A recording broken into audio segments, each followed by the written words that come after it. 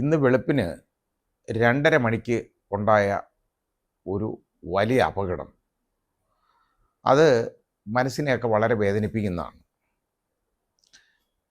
തുറവൂർ അരൂർ മേൽപ്പാല നിർമ്മാണം വളരെ ദ്രുതഗതിയിൽ നടന്നുകൊണ്ടിരിക്കുകയാണ്. എന്നാലും സമയമൊക്കെ കഴിഞ്ഞു. 3 വർഷം കണ്ടായിരുന്നു അതിൻ്റെ പണി തീരേണ്ട കാലാവധി. ഇപ്പോൾ അതൊക്കെ കഴിഞ്ഞിരിക്കുകയാണ്. എന്നാലും പണിയൊക്കെ നടക്കുന്നുണ്ട്, അതില്ല എന്ന് പറയാൻ ഒക്കത്തില്ല. ഒരു വലിയ വലിയ വലിയ വർക്കുകൾ നടക്കുന്നുണ്ട്. ഇതിൻ്റെ 2 വശങ്ങളിലൂടെ ആണ് അങ്ങോട്ടും ഇങ്ങോട്ടുമുള്ള സർവീസുകൾ ഇപ്പോൾ നടത്തിക്കൊണ്ടിരിക്കുന്നത്. റോഡിലൂടെ വാഹനം, നേരത്തെ അത് വലിയ കുണ്ടും കുഴിയായിരുന്നു ആ സർവീസ് റോഡുകൾ. പക്ഷേ അതിപ്പോൾ അത് നന്നാക്കി നല്ല വൃത്തിയാക്കിയിട്ടുണ്ടെന്ന് പറയപ്പെടുന്നു. ഞാൻ ഈ പണിഞ്ഞതിന് ശേഷം ഞാൻ അതിലേ പോയില്ല. ഇപ്പോൾ ഭയന്ന് ഞാൻ അതിലേ പോകാറില്ല. ഞാൻ തിരുവനന്തപുരം പോകുന്നതോ അല്ലെ ആലപ്പുഴ അപ്പുറത്തോട്ടൊക്കെ പോകുന്നതും, തിരുവനന്തപുരം പോകുന്നത്, അതായത് ഒരു കൊല്ലം ഭാഗത്തേക്ക് എനിക്ക് പോകണമെന്നുണ്ടെങ്കിൽ ഞാൻ കോട്ടയം വഴിയേ ഇപ്പോൾ പോകാറുള്ളൂ. MC റോഡിൽ കൂടെ കയറി പോകും. വേറെ അതിന് നിവൃത്തിയില്ല, ഭയന്നാണ്. ഇതെന്താ ഭയപ്പാടെന്ന് ചോദിച്ചു കഴിഞ്ഞാൽ, ഇന്നാളൊരു ദിവസം ഞാൻ ഇതുപോലെ ഒരു ശനിയാഴ്ച ദിവസം ഞങ്ങൾ തിരുവനന്തപുരത്ത് നിന്ന് വരികയാണ്. വന്നു, വലിയ കുഴപ്പമില്ലാതെ ഞങ്ങൾ ഈ തുറവൂർ വരെ എത്തി. തുറവൂർ വരെ എത്തിയപ്പോൾ നല്ല ഏതാണ്ട് ഫാസ്റ്റായിട്ട് വന്നു. അവിടെ എങ്ങും അത് വേറെ എങ്ങും ട്രാഫിക് ബ്ലോക്കൊന്നും ഉണ്ടായില്ല. തുറവൂർ വന്നപ്പം അവിടെ റോഡിൽ ഏതാണ്ട് ഒരു 3 മണിക്കൂർ ഞങ്ങൾ കിടന്നു. അതാണ് അതിൻ്റെ സംഭവം. അതായത് 2 മണിക്ക് ഞങ്ങൾ ഈ തുറവൂരിൽ നിന്ന് വന്ന അരൂര് കഴിഞ്ഞ് രക്ഷപ്പെട്ടത് ഏതാണ്ട് 5 മണി കഴിഞ്ഞാണ്. അപ്പം അതിൻ്റെ പ്രശ്നം ഞാൻ പറയാൻ വന്നത് ആ താമസം ഉണ്ടാകുന്നതല്ല. അപ്പോൾ ഈ വാഹനങ്ങൾ ഇങ്ങനെ അടുക്കി ഇങ്ങനെ കിടക്കുകയാണ്. കാരണം 2 നിരയായിട്ട് ഈ സ്ഥലമില്ലെങ്കിൽ പോലും ഇടത്തൂടെ ആളുകൾ കയറും. വളരെ ബുദ്ധിമുട്ടാണ്. അതിൻ്റെ കൂടെ ചില ടിപ്പർ ലോറികൾ കയറി വരും. അപ്പോൾ നമ്മുടെ കാറൊക്കെ എന്നൊക്കെ പറഞ്ഞു കഴിഞ്ഞാൽ ഒന്നുമല്ലല്ലോ അവരെ സംബന്ധിച്ചിടത്തോളം. അത് നോക്കാതെ അവന്മാർ തോന്നിവാസം കാണിക്കും. നമ്മുടെ ഭയം കൊണ്ട് അത് മാറ്റി കൊടുക്കും. അങ്ങനെ വരുമ്പം ഈ മുമ്പിലും പുറയിലും വാഹനങ്ങളാണ്. ഒരു ശകലം പോലും നമുക്ക് രക്ഷപ്പെടാൻ മാർഗ്ഗമില്ല. അങ്ങനെ ഉള്ളപ്പോൾ നമ്മൾ കാണുന്ന കാഴ്ച എന്താണെന്നറിയോ? ക്രെയിനുകൾ ഇതിൻ്റെ മധ്യം എന്ന് പറഞ്ഞു കഴിഞ്ഞാൽ ഈ പണി നടക്കുന്ന ഭാഗത്തിൻ്റെ മധ്യഭാഗത്തിന് അടുത്തായിട്ട് ഉള്ള സ്ഥലത്തൂടെ ക്രെയിനുകൾ മൂവ് ചെയ്യുന്നുണ്ട്. മൂവ് ചെയ്യുമ്പോൾ അതിനകത്ത് വളരെ വലിയ ബീമൊക്കെ ഉണ്ടല്ലോ, അത് ഈ ക്രെയിൻ ഇങ്ങനെ കടിച്ചു പിടിച്ചേക്കുക. ഇത് തൂക്കിയിട്ടേക്കാണ്. അത് പൊക്കിക്കൊണ്ട് നമ്മുടെ തലയുടെ മുകളിൽ കൂടെ, നമ്മുടെ മേളിൽ കൂടെ ഒക്കെ ഇതിങ്ങനെ വീശിയെടുക്കുകയും ഒക്കെ ചെയ്യും. ഇതെപ്പോൾ പൊഴിഞ്ഞ് താഴെ വീഴും എന്നുള്ള ഭയപ്പാടാണ് എനിക്കുണ്ടായിട്ടുള്ളത്. എനിക്ക് ആ ഭയപ്പാടുണ്ടായിട്ടുണ്ട്. ഇവരിങ്ങനെയൊക്കെയുള്ള സംഭവങ്ങൾ ചെയ്യണമെന്നുണ്ടെങ്കിൽ അവിടെ ട്രാഫിക് ബ്ലോക്ക് ചെയ്യണം. പിന്നെ ഇടയ്ക്കിടയ്ക്ക് ട്രാഫിക് ബ്ലോക്ക് ചെയ്യും. എന്തെന്നറിയോ? അവരുടെ സാധന സാമഗ്രികളൊക്കെ ഇങ്ങോട്ട് കൊണ്ടിറങ്ങാനും വലിയ വണ്ടികൾ ഇങ്ങോട്ട് ഇറക്കണം. ഈ ടോറസ് ലോറികളും അതും ഇതൊക്കെ ഇറക്കുമ്പോൾ അതിനെ അവർ അവിടെ കൈ കാണിച്ചങ്ങ് നിർത്തും. അതോടുകൂടി ബ്ലോക്ക് ഭയങ്കര കടുപ്പമാവും. അങ്ങനെ വളരെ കഷ്ടപ്പാട്, ശ്വാസം മുട്ടും.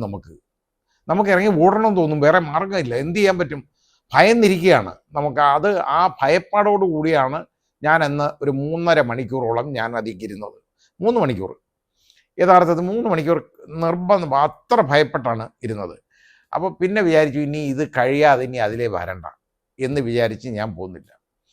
പക്ഷേ അതല്ലോ കാര്യം. ആൾക്ക് സഞ്ചാര സ്വാതന്ത്ര്യം എന്ന് പറയുന്നത് അത്യന്താപേക്ഷിതമല്ലേ? പണി നടക്കുകയും വേണം. ഇതിൻ്റെ പണി എത്രയും പറഞ്ഞിട്ട് തീർക്കുകയും വേണം. ഈ പാലത്തിൻ്റെ പണി, ഈ മേൽപ്പാലം എന്ന് പറയുന്നത് 12.25 കിലോമീറ്ററാണ്. ഏതാണ്ട് ഇന്ത്യയിൽ തന്നെ ഏറ്റവും വലിയ മേൽപ്പാലമായിട്ട് ഇത് മാറും. അപ്പോൾ ഇതിൻ്റെ ഇത്രയും ദൂരം ഉള്ള ഈ മേൽപ്പാലത്തിൻ്റെ പണി, അത് കുറേ സമയം എടുക്കും. അതിന് കുറ്റമൊന്നും പറയാൻ ഒക്കത്തില്ല. നല്ല രീതിയിൽ അവർ പണിതുകൊണ്ടിരിക്കുന്നത് എന്ന് കണ്ടാൽ അറിയാം. അപ്പോൾ അവർക്ക് ഇപ്രാവശ്യം വന്നു കഴിഞ്ഞപ്പോൾ എന്താണെന്നറിയാം, ഇന്നിപ്പോൾ രാവിലെ ഉണ്ടായ ഈ വെളുപ്പിനെ ഉണ്ടായ ദുരന്തം എന്ന് പറയുന്നത് ഒരു വലിയ സ്പാൻ, അതായത് ഏതാണ്ട് അത് 90 ടണ്ണോ എങ്ങാണ്ട് തൂക്കം വരുന്ന സാധനമാണ്.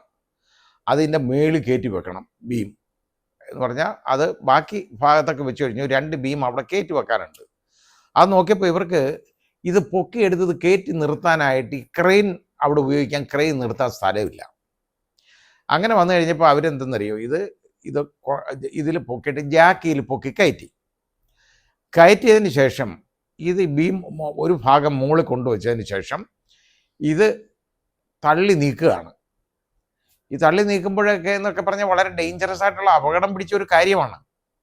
ഇത് തള്ളി നീക്കി കൊണ്ടുവന്ന് കാര്യമായിട്ടങ്ങ് തള്ളി അങ്ങ് നീക്കി കഴിഞ്ഞപ്പോൾ എന്തെന്നറിയോ, ഇത് ആ ജാക്കിൽ നിന്ന് തെന്നിയിട്ട് നേരെ താഴെ പതിക്കുകയാണ്. വാഹനങ്ങൾ പൊയ്ക്കൊണ്ടിരിക്കുകയാണ്. ആ സമയത്ത് ഈ രാജേഷ് എന്ന് പറയുന്ന ഒരു ചെറുപ്പക്കാരൻ, അയാൾ ഓട്ടോറിക്ഷ ഡ്രൈവറാണ് യഥാർത്ഥത്തിൽ, അയാൾ ഒരു പിക്കപ്പ് വാനും ഓടിച്ചുകൊണ്ട് വന്നതാണ്. ജീവിതത്തിൻ്റെ രണ്ടറ്റം കൂട്ടിമുട്ടിക്കാൻ കഷ്ടപ്പെടുന്നതാണ് ആ സമയത്ത് ആ ജോലിക്കൊക്കെ പോകുന്നത്. അയാളുടെ പിക്കപ്പ് വാനുമായിട്ട് അതിലേ വന്നു കഴിഞ്ഞപ്പോൾ ഇത് നേരെ ഈ ബീം വീണെന്നുണ്ടല്ലോ, ഈ 90 ടൺ ഉള്ള സാധനം നേരെ പതിക്കുന്നത് ഈ പിക്കപ്പ് വാൻ്റെ ആ ക്യാബിൻ്റെ ഏതാണ്ട് ഒരു പകുതി മുതൽ ബാക്കിലോട്ടുള്ള ഭാഗത്താണ് ഈ വീഴുന്നത്. അതൊക്കെ പതുങ്ങിപ്പോയി. ഈ മനുഷ്യൻ അതിൽ കിടന്ന് പിടയ്ക്കുകയാണ്.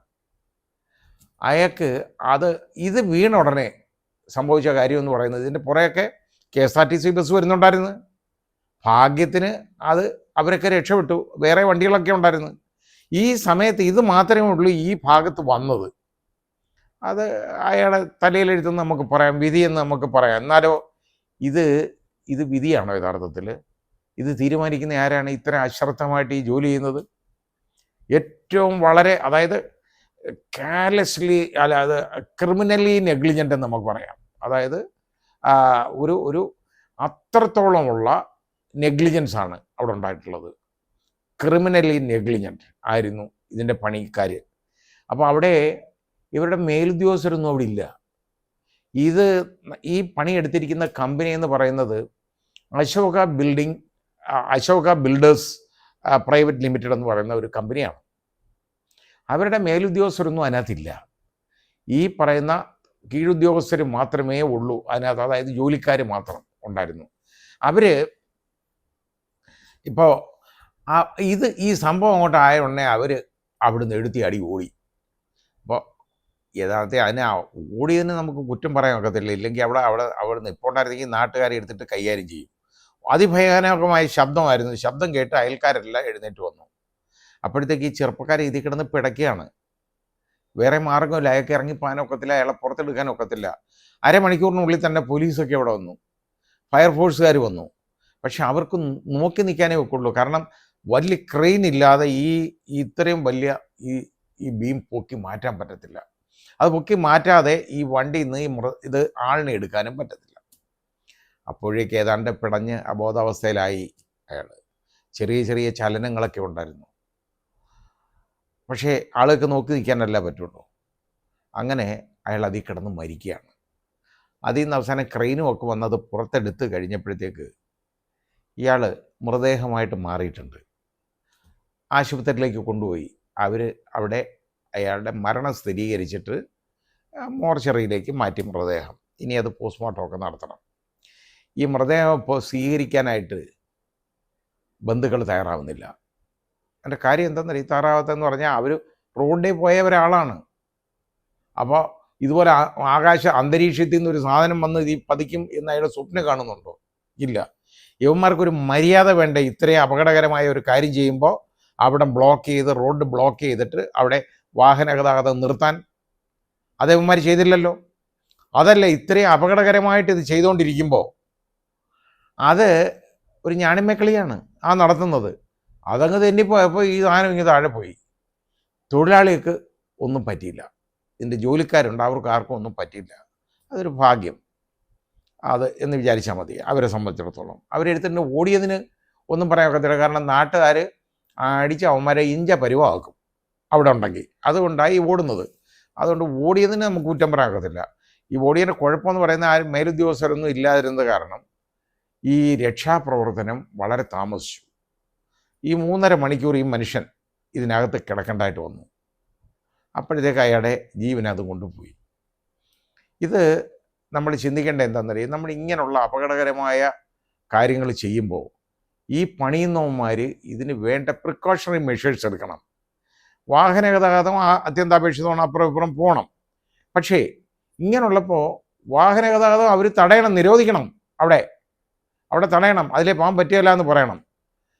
കാരണം ഇത് ചന്തിരൂർ വെച്ചാണ് ഈ അപകടം അയക്കുന്നത്. ചന്തിരൂരിന് അങ്ങ് മുമ്പാണെങ്കിൽ തിരിഞ്ഞ് നമ്മൾ അരൂർ കഴിഞ്ഞു കഴിഞ്ഞാൽ ഉടനെ അരൂർ ആ ക്ഷേത്രം കഴിഞ്ഞാൽ അതിലേക്കൂടെ തിരിഞ്ഞ് നമുക്ക് ആലപ്പുഴ ഭാഗത്തേക്ക് പോകേണ്ട വണ്ടികൾക്ക് നേരെ വേറെ ഒരു റോഡുണ്ട്, അതുവഴി കയറിപ്പോകാം. അരുക്കുറ്റി വഴി ഉള്ള റോഡിലൂടെ കയറിപ്പോവാം, പോയി ചേർത്തല ചെന്നിറങ്ങാം. അപ്പോൾ ഇങ്ങനെയുള്ള സമയത്ത് ഇവിടുത്തെ ഗതാഗതം നിരോധിച്ചിട്ട് അതിലെ വണ്ടികൾ കടത്തി വിടണം. അതേപോലെ തന്നെ തിരിച്ചു വരേണ്ട വണ്ടികൾ അപ്പുറത്തെ സൈഡിൽ കൂടെ ആണെന്നുണ്ടെങ്കിൽ ആലപ്പുഴ ഭാഗത്തുനിന്ന് എറണാകുളത്തേക്ക് വരേണ്ടതാണെങ്കിൽ അത് ആലപ്പുഴ കഴിഞ്ഞ് കഴിഞ്ഞാൽ നേരെ ഉൾ റോഡിലോട്ട് കയറി തീരദേശ റോഡ് അതിലോട്ട് കയറിയിട്ട് അതിനകത്തൂടെ കയറി വന്ന് ഈ അരൂര് അടുത്ത് വന്നിറങ്ങാൻ പറ്റും, എരമല്ലൂർ വന്നിറങ്ങാൻ പറ്റും. അപ്പോൾ ഞാനങ്ങനെ വന്നിട്ടുണ്ട്. ഇത് ഒരു കാരണവശാലും അഡ്വൈസബിൾ അല്ല ഇതിലേക്കൂടെ പോകാൻ, യാത്ര ചെയ്യാൻ. പക്ഷേ ഇത് പോയതെന്ന് പറഞ്ഞു കഴിഞ്ഞാൽ അന്നേരം ഒരു തടസ്സവും ഇല്ല, ആ റോഡൊക്കെ ഒന്ന് വൃത്തിയാക്കി രണ്ട് സൈഡും, അതുകൊണ്ട് പോകാം.